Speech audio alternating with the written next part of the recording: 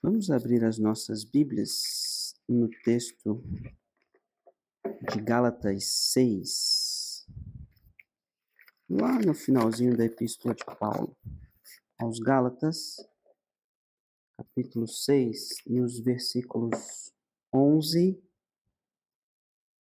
em diante.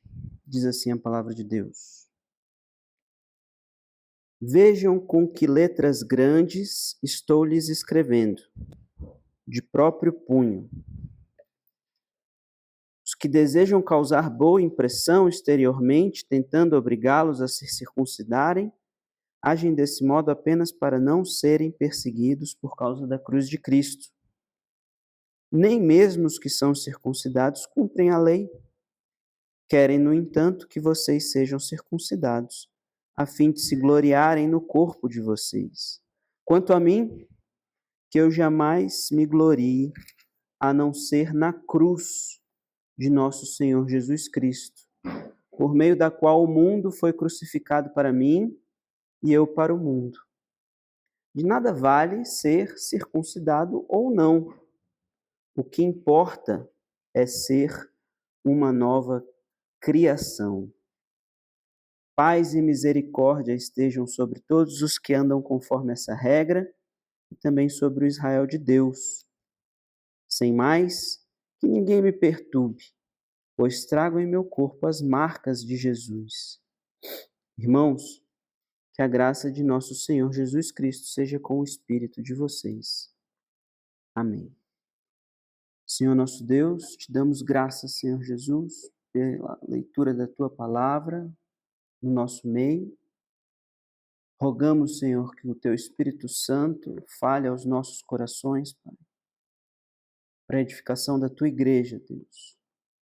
E que o Senhor ministre, Senhor Deus, na vida de cada um de nós, para que nós possamos nos tornar cada vez mais semelhantes ao nosso Senhor, Salvador, o autor e consumador da nossa fé, Jesus Cristo. E é em nome dele que oramos. Amém e amém. Meus irmãos, quando nós olhamos para a vida, para a obra, para a morte e ressurreição de Jesus Cristo nos evangelhos, nós nos damos conta de que o seu ensino, e a sua prática e os seus diálogos, eles falam com pelo menos dois grupos de pessoas muito distintas. Logo no início do Evangelho de João, como nós pudemos estudar na EBD nos últimos meses, Jesus é apresentado dialogando com Nicodemos e logo depois com a mulher samaritana no poço. O anúncio de que Jesus é o Messias e que com a sua obra em vida e com sua morte e ressurreição vai se inaugurar um novo reino de justiça, paz e alegria para todos os povos, é uma mensagem que nos conclama a sermos libertos da escravidão do pecado, uma boa notícia de que temos a vida no Espírito de Deus, quando libertos desse reino de escravidão em que estávamos mortos nos nossos próprios delitos e pecados. E isso é tanto para a samaritana, que não sabia em qual monte ela deveria adorar, como é para um doutor da lei, que era notório e reconhecido conhecedor da tradição, da revelação de Deus através da Torá e dos profetas e dos escritos. Então, ler a Epístola de Gálatas, como nós nos propomos fazer nessa manhã, nos coloca diante dessa realidade que tanto no mundo da religião, como fora do mundo da religião, a plenitude de Cristo e o senhorio de Cristo e a boa notícia de que nós podemos viver em comunhão com Cristo precisa ser proclamada e anunciada da mesma maneira para esses dois grupos. Em Marcos, a gente também vê isso, porque Jesus ensina, Marcos 7, 1 a 23, sobre a pureza nos lavar das mãos aos fariseus. E no momento subsequente, ele está dialogando com a mulher Ciro-Fenícia. Pede que algumas migalhas caiam da mesa dos filhos. E logo depois ele cruza o mar da Galileia, passa por Sidom, por Decápolis. E nós vemos Lucas 9, ele se dirigindo, ele faz questão de ir por Samaria para sair da Galileia à Judéia, para anunciar um evangelho, uma boa notícia de um reino novo de justiça, paz e alegria, que se instaura não só para aqueles que são obedientes à lei, mas especialmente também e de igual maneira para os samaritanos, e extrapolando isso na mensagem de Paulo para os gentios. Jesus, em Lucas, está na casa de um fariseu, Simeão, no capítulo 7, 36, e no perícope seguinte, 8, 26, ele está libertando um endemoniado gadareno do outro lado do lago. E essa reflexão nos conduz a sempre relembrar da lição do filho pródigo, em que nós nos damos conta de que o amor receptivo do Pai, os braços abertos do Pai, o olhar saudoso do Pai na linha do horizonte, que vê o filho se aproximando ao longe, ele é o mesmo para o filho que se foi, às custas de uma porção generosa do patrimônio desse pai, e para o filho que ficou em todo o tempo. O filho distante da casa do pai e a tristeza do filho mais velho, em Lucas 15, que diz para o pai: eu nunca desobedeci nenhuma das suas ordens, mas se vê diante de uma tristeza que o torna incapaz de entrar na festa do retorno do próprio irmão. A boa notícia de redenção e de nova vida no Espírito, ela precisa ser anunciada aos homens religiosos e aos homens não religiosos. E Paulo vê isso com muita clareza. E ele assenta as bases da Igreja de Cristo em todas as comunidades da Acaia, da Galácia, até mesmo ali, podemos extrapolar para Tarso, Antioquia, e depois em Roma,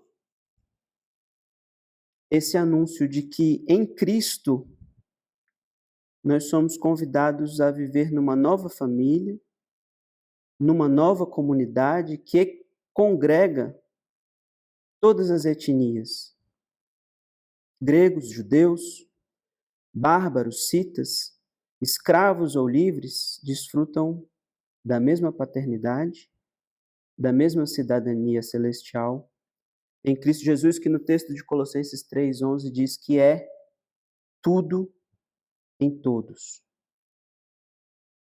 Renovados em Cristo Jesus, nós vamos nos tornando segundo a imagem do Criador, até que Cristo seja tudo em todos. O problema, e daí vem essa carta aos Gálatas, é quando as pessoas estão convencidas de que Cristo é quase tudo em quase todos. E os agitadores, Paulo vai chamar assim aqui a comunidade de opositores que se levantou nessa região da província da Galácia, eles estão com um discurso muito sutil, mas que coloca tudo a perder. Quando eles dizem que o sacrifício de Cristo Jesus, o Messias, é importante para a nossa redenção, para a nossa justificação, para a nossa santificação, como nós vimos na EBD de hoje, que mais uma vez não foi combinado, né?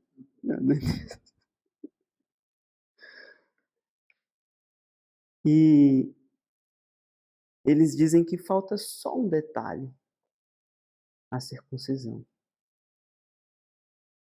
Esses agitadores, então, a Epístola dos Gálatas vai dizer que eles estão quase que coagindo os cristãos gentios da região a se submeterem a um rito religioso da circuncisão, que era o rito de passagem e ingresso dentro da comunidade daqueles que observam a lei mosaica.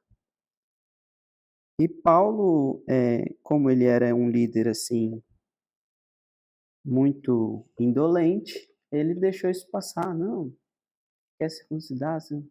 Não fez questão nenhuma de repreender esses agitadores. E pelo contrário, né? De uma maneira bastante enérgica, ele redige essa carta, que é um tratado teológico dos mais profundos, com uma extensa texto autobiográfico explicando de onde vem a fé, a crença, a revelação que ele recebeu de Cristo Jesus, a vocação e a autoridade do apostolado dele. E no momento de clímax dessa carta, ele chega na conclusão e toma a pena da mão do escriba, como nós lemos aí. Veja com que grandes letras eu escrevo para vocês de próprio punho. Vocês sabem quando a gente recebe um cartão, aí tá a parte impressa assim, a pessoa vem com o próprio punho e fala com carinho e assina. Como o negócio ganha em pessoalidade, né? Falar em pessoalidade hoje em dia, que os textos quase não são mais escritos por pessoas, né? Mas Paulo faz questão de colocar esse toque de pessoalidade.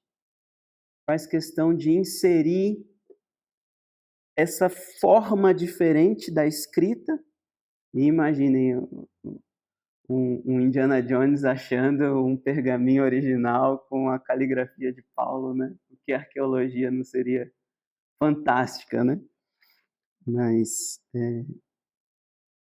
para mostrar a essencialidade, a profundidade desse ensinamento que se segue nesse pequeno texto tão profundo. E ele o faz, né?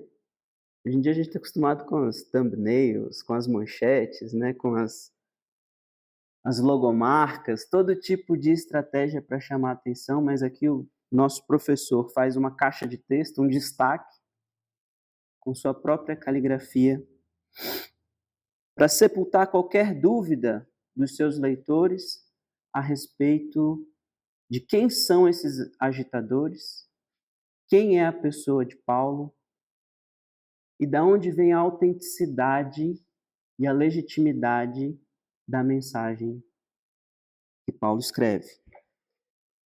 E lendo esse texto, meus irmãos, eu quero, de uma maneira bem breve, bem sucinta, destacar alguns pontos que o próprio Paulo destacou com sua própria mão e com letras maiores do que o usual. Que os agitadores que querem nos expor a essas tantas novidades que nos faltam para alcançarmos a comunhão plena, a vida perfeita, eles podem ser reconhecidos pelas suas más intenções. E quais são essas? Primeiro, fugir da perseguição que vem da cruz de Cristo. Nós lemos lá no 12. Os que desejam causar boa impressão exteriormente, tentando obrigá-los a se circuncidarem, agem desse modo apenas para não serem perseguidos por causa da cruz de Cristo. E, em segundo lugar, porque eles invertem a relação verdadeira e genuína entre a forma e o conteúdo da lei.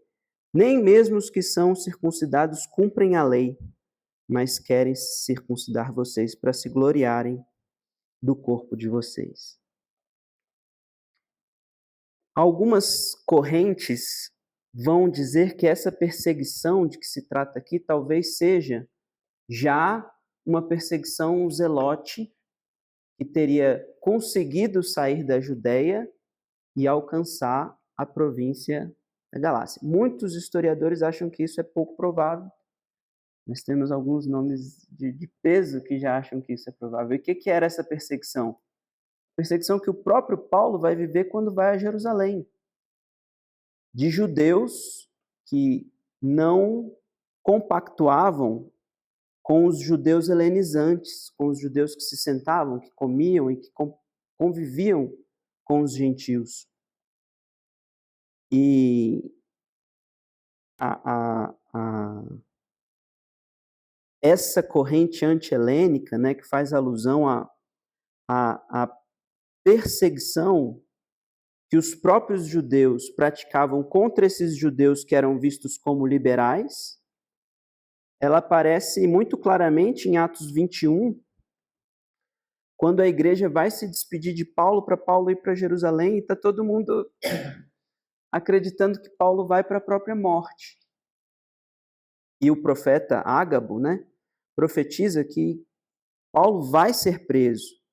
Paulo se volta para a igreja e fala: eu estou pronto, não só para ser preso, mas para morrer pela missão e pelo anúncio do evangelho aos gentios. E quando Paulo de fato volta a Jerusalém, e ele vai entregar a oferta das igrejas da Ásia Menor, das igrejas ali do sul da Europa, né, em volta do Mediterrâneo, para os anciãos e para Tiago em Jerusalém, ele é convidado a participar de um rito de nazirelado, para pagar os tributos de templo, para os votos de 4 judeus, para que a comunidade de Jerusalém veja que ele ainda professa a fé judaica.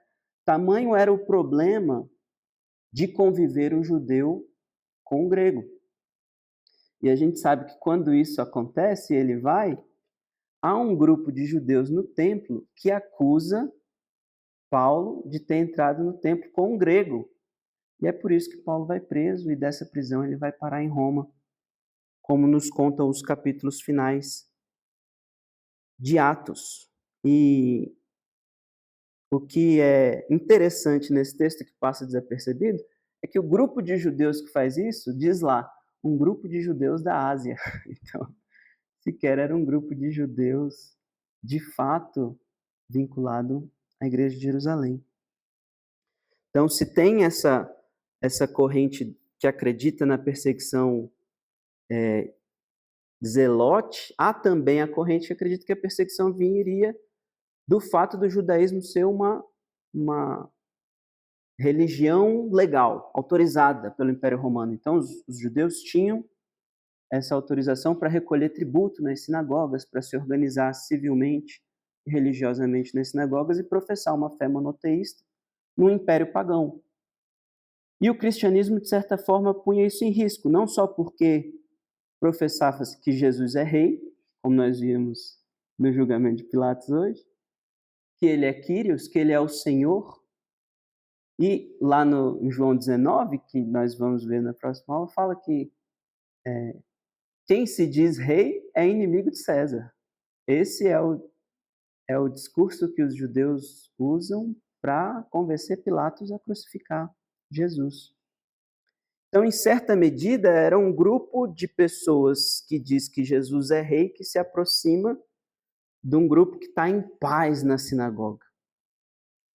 E os policiais que estão aqui talvez tenham mais legitimidade que eu para falar que o instinto humano, mais basilar dos instintos humanos, se revela em 2 comportamentos: fugir e lutar. Então, isso é o que tem de mais animalesco na nossa humanidade. E o problema não é fugir nem lutar, porque a Bíblia nos conclama, por exemplo, a fugir da aparência do mal. E nos convida a combater o bom combate.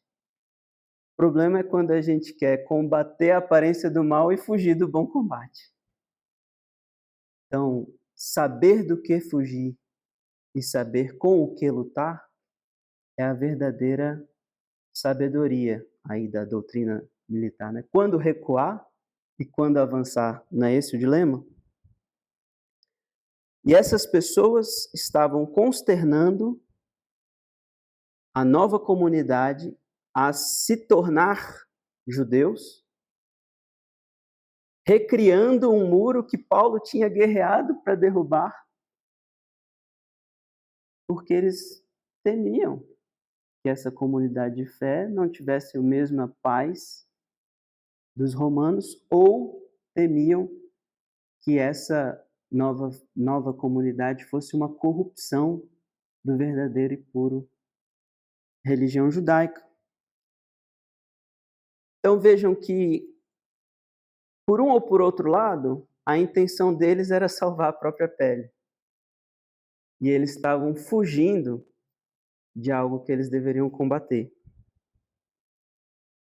Não bastasse, Paulo continua falando, eles estão fugindo da perseguição da cruz e eles estão consternando vocês a praticar a lei. Parece que eles estão obrigando vocês a praticar a lei, mas eles mesmos não praticam.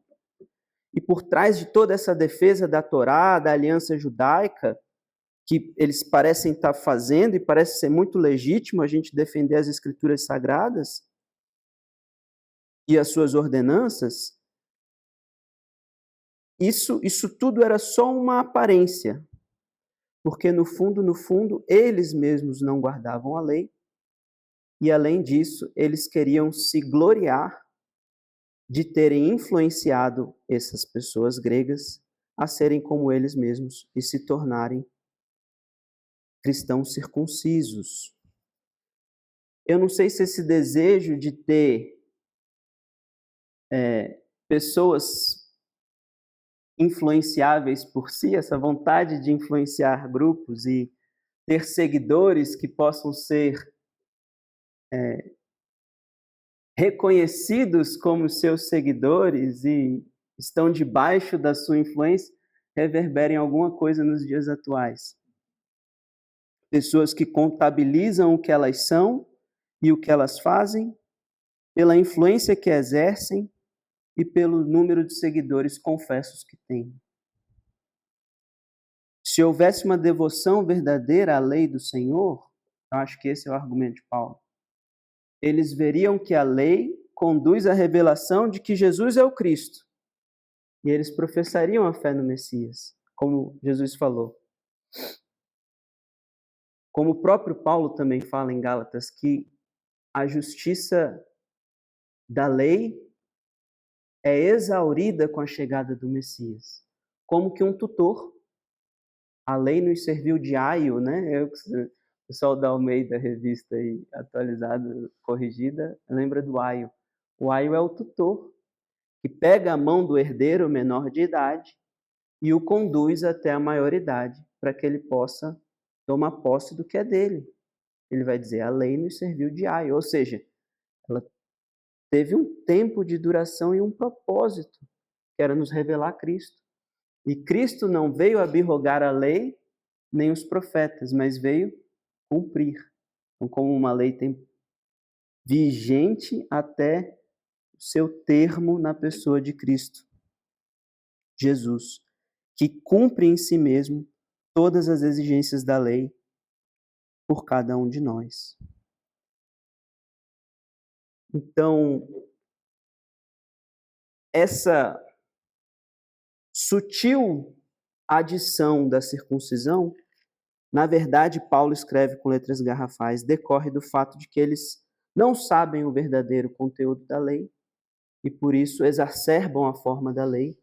E, além disso, eles se gloriam do que fazem isso para ostentar de maneira externa a própria influência e para fugir da perseguição. Esses são os agitadores.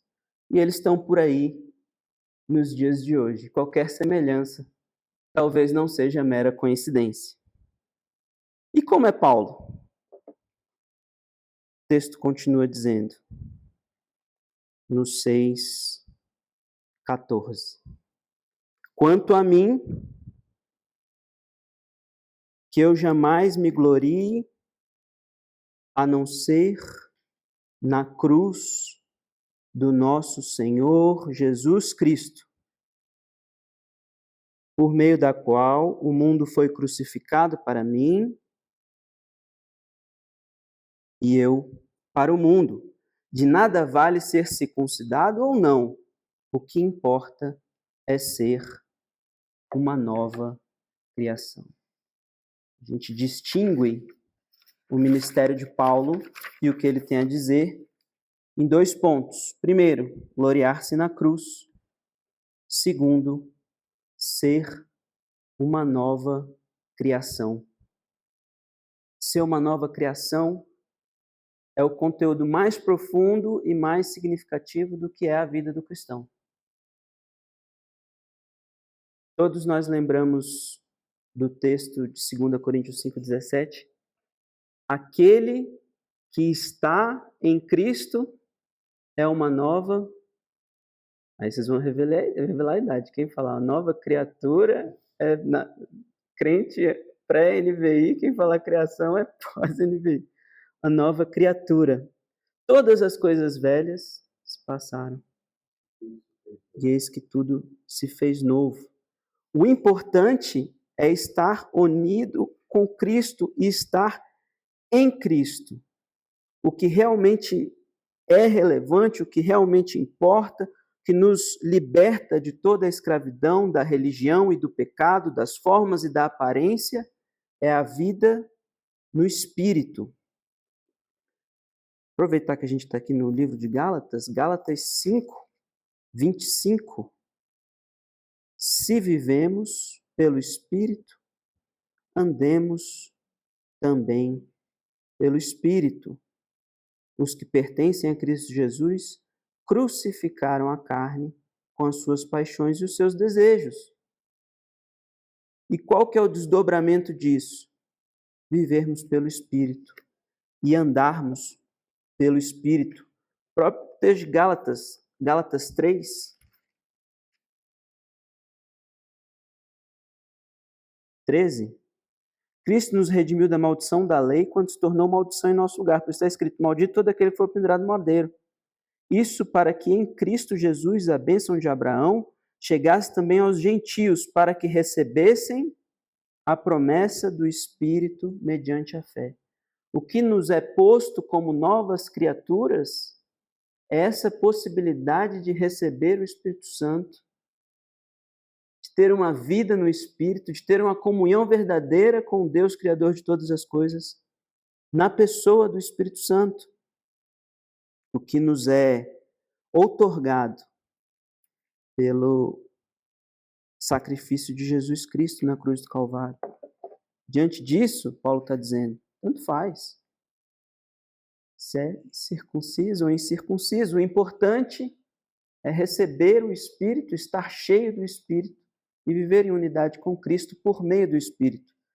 Isso é o que nos anuncia o Pentecoste dos samaritanos. Nós temos o Pentecoste na Judéia, no começo do livro de Atos. Nós temos o Pentecoste dos samaritanos em Gálatas 8. Nós temos o Pentecoste dos gentios em Gálatas 10, nos dizendo de maneira manifesta, pelo derramar transbordante do Espírito Santo, Deus recebeu uma comunidade de judeus, uma comunidade de samaritanos, uma comunidade de toda a terra. E lá no Concílio de Jerusalém, quando Pedro toma a palavra para falar a Tiago se os cristãos novos devem ou não se circuncidar, ele vai dizer, se Deus não fez distinção, dando a eles, como Deus a nós, o Espírito Santo, por que nós vamos fazer isso? E ali tem-se uma decisão oficiosa, né, uma solene, de que a circuncisão não vai ser exigida. Mas dos novos cristãos. E o que nós temos que ter em mente é isso. Cristo é o cabeça da nova criação. Nós estamos nesse corpo vivo de Cristo. Nós somos esses membros que são animados, são movidos, são comandados pelo Espírito Santo de Deus, que aviva todo o corpo da nova criação. E onde há o Espírito de Deus, aí há liberdade. Se o Espírito de Deus habita em nós e nos anima, nós somos parte de uma nova criação. Mas não é só isso, Paulo também se gloria da cruz. É difícil a gente pôr isso em perspectiva. É como dizer assim, olha, eu conheci uma pessoa que é filho de Deus e ele tem a resposta para a nossa comunhão com o Criador e ele inaugurou um novo reino de prosperidade, justiça e paz que vai durar por todos os séculos, do qual ele é o único Rei e Senhor. Quem é essa pessoa? Não, ele chama Jesus, nasceu em Nazaré e viveu na Galileia e andou pela Judéia e anunciou toda a sua verdade aos seus 12 discípulos. E onde é que ele está? Bom, ele foi executado numa cadeira elétrica lá no Alabama. Desculpa aí a menção ao Alabama, eu nem sei se lá tem cadeira elétrica ou não. Mas o que eu quero dizer é assim, qual a credibilidade nós daríamos para um estadista, para um poeta, para um que foi recentemente executado da maneira mais brutal que nós temos notícia? Nós temos aí pelo menos 20 séculos que as coisas se passaram e dos últimos 15, 16, 17 séculos a cruz se tornou um símbolo de amor, mas é como se nós andássemos pendurados no nosso pescoço com uma injeção letal. Vocês conseguem entender o paradoxo disso? Há um relato, num livro de Cícero, de que na alta sociedade romana, de fala latina, a palavra crux, né, cruz, ela sequer era pronunciada. Eles usavam um eufemismo, né, arbore infelice suspendito, né, para dizer como que pendurado naquela árvore desafortunada, de tão terrível que era a ideia da cruz. Era a maior vergonha que alguém poderia passar e era o mecanismo mais eficiente para lançar alguém no esquecimento. Surgia uma grande ideal político de liberdade, de resistência, de vencer o Império Romano. Põe na cruz que resolve. A cruz é a sepultura das esperanças contrárias ao Império.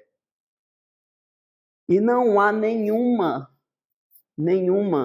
razão para qualquer pessoa querer se gloriar na cruz. A única explicação lógica para que 20 séculos depois a gente olhe para a cruz e veja na cruz um símbolo supremo do amor de Deus, é o fato de que o Filho de Deus, de fato, se entregou voluntariamente por nós. E o Criador de todas as coisas foi cravado no madeiro. O resto não tem tanta importância. Nenhum agitador morreu por mim. Nenhum agitador ressuscitou por mim. E Paulo está dizendo, só tem uma coisa da qual eu posso me gloriar. É da história dessa cruz, é da mensagem dessa cruz. É do fato de que essa cruz encontra o amor e a justiça de Deus no ponto central de toda a eternidade. Ele foi transpassado por causa das nossas transgressões. Ele foi esmagado por causa das nossas iniquidades. E o castigo que nos trouxe a paz estava sobre ele. E pelas feridas dele nós fomos sarados. E falando em feridas, eu passo aqui para o último ponto da nossa pregação, que é o versículo 17, que diz assim: sem mais, que ninguém me perturbe, pois trago em meu corpo as marcas de Jesus. Nós estávamos, investigando os poemas de Paulo, e abrimos aqui um pequeno parênteses para investigar a caligrafia de Paulo, o que ele fez questão de escrever com a própria pena e com o próprio punho. Mas o fato de não haver um poema, estruturalmente, não muda o fato de que tem uma poesia aqui por trás. E a poesia se revela na polissemia, quando o signo se extravasa numa multiplicidade de camadas de sentidos que precisam ser revisitados pelo leitor para ir digerindo cada uma dessas janelas de revelação do transcendente. E é o que a gente tem aqui. Paulo, de uma maneira quase que turrona, fala bem assim: os agitadores que não me incomodem. Não me incomodem mais com esse assunto, porque eu trago no meu corpo as marcas de Jesus. Eu quero trabalhar 3 sentidos que classicamente são atribuídos a esse texto, dentre tantos outros, e inesgotável o sentido desse texto. Mas a ideia de que essas marcas dizem respeito a marcas de identificação com as feridas de Cristo.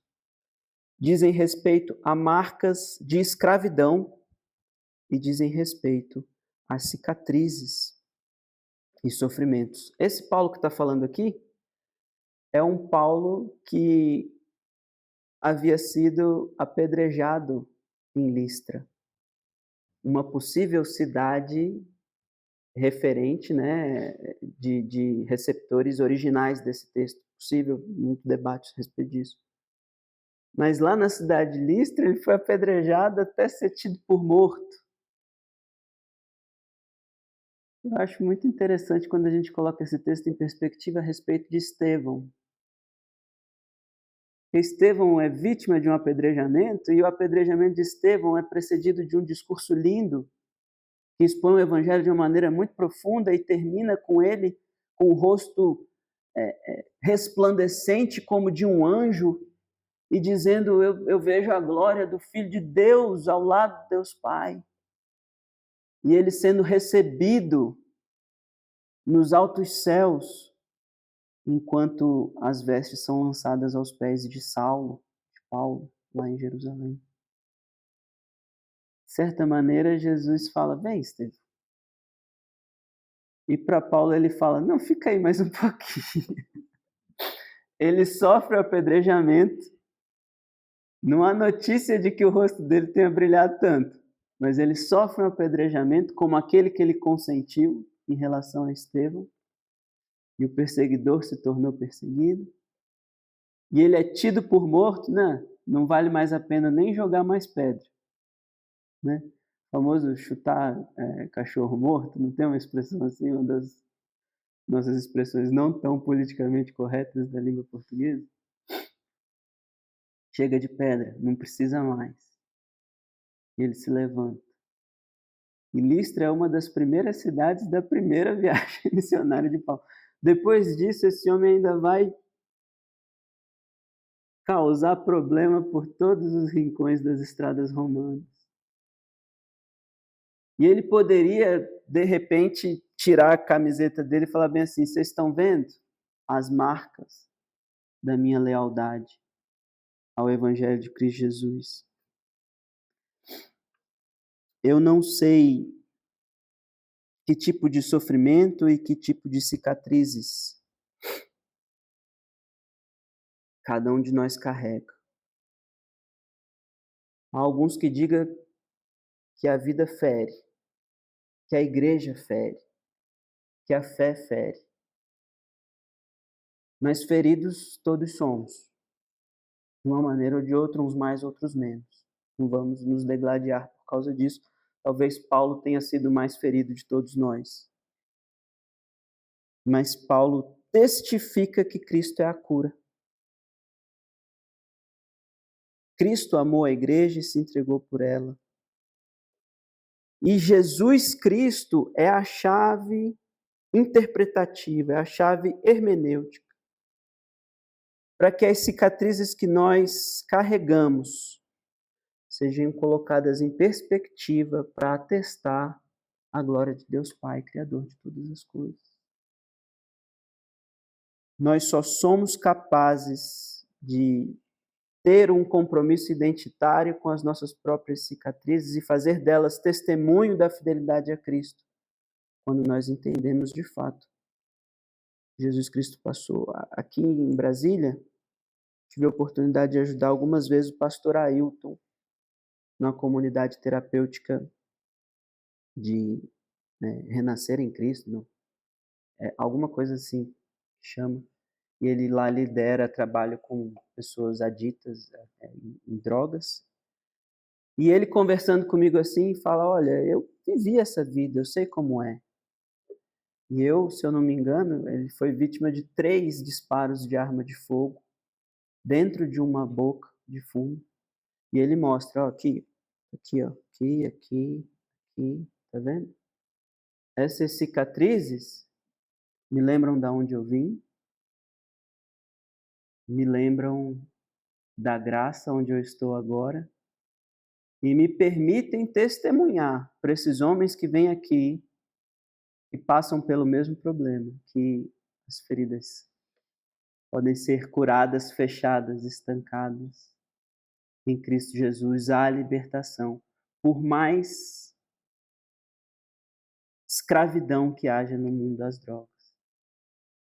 Tenho certeza que se nós fôssemos ouvir, cada um de nós também teria algumas cicatrizes para testemunhar a cura que Deus tem manifestado na vida de cada um de nós. Marcas de escravidão, a palavra aqui estigma, né, estigmata, né,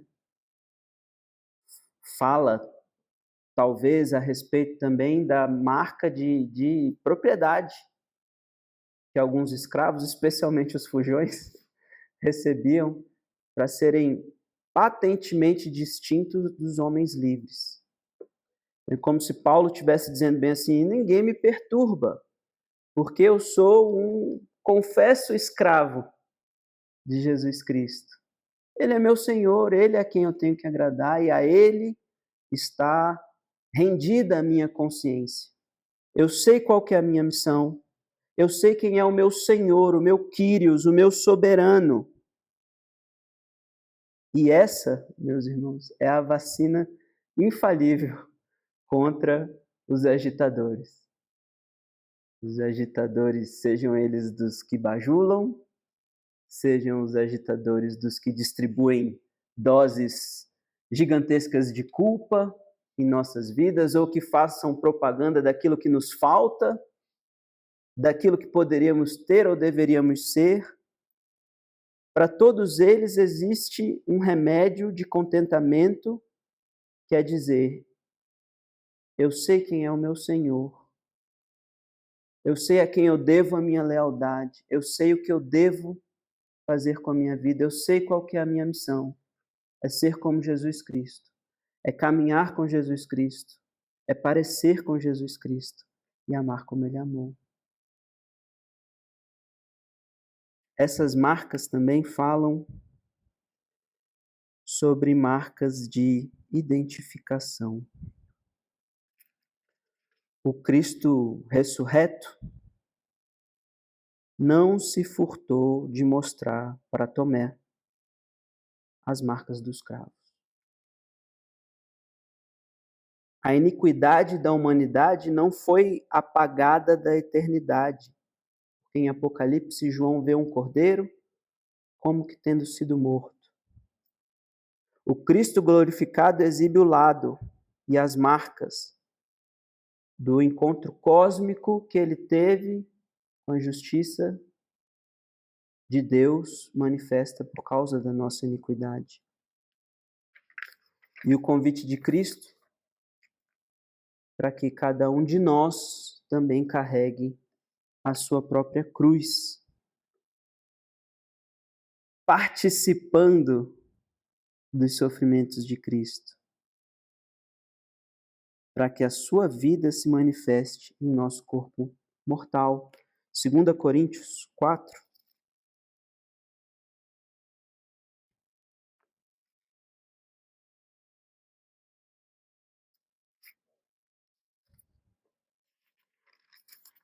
Sete.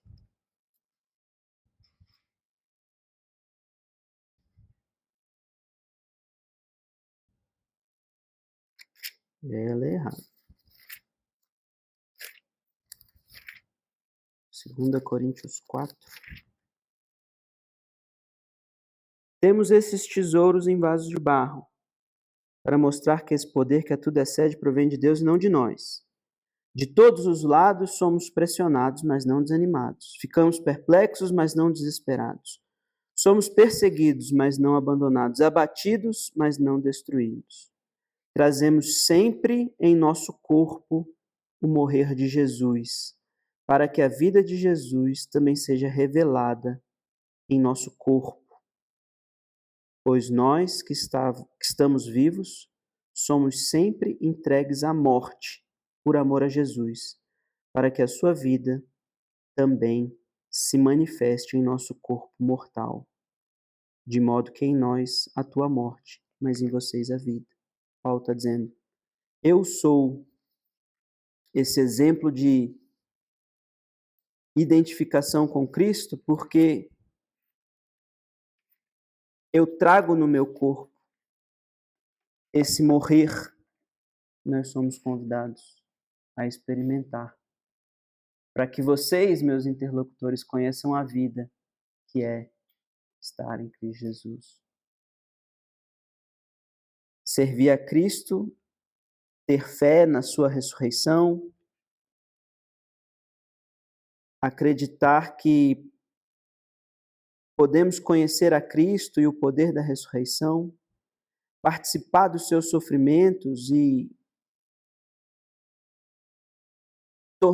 tomar parte dos sofrimentos de Cristo, para que de alguma forma a gente possa também participar da sua ressurreição, como diz aqui Filipenses 3, 10 e 11.